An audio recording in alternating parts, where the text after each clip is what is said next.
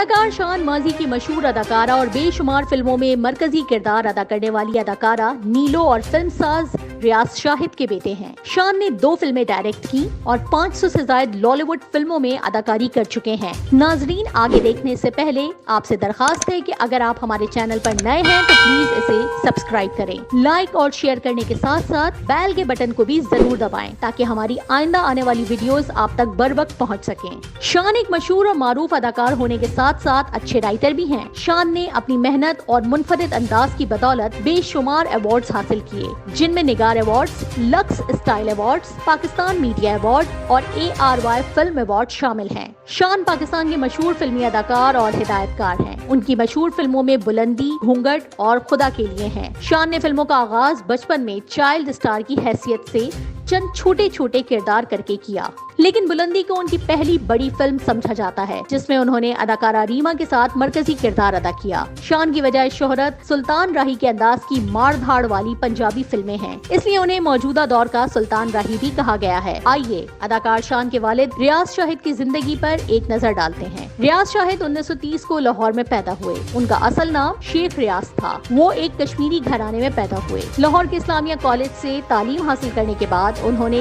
چٹان میں صحافی کی حیثیت سے ملازمت اختیار کر لی۔ بعد ازاں وہ فیض احمد فیض کے جریدے لیل و نہار سے وابستہ ہو گئے۔ ریاض شاہد نے پہلا اسکرپٹ فلم بھروسہ کا لکھا تھا۔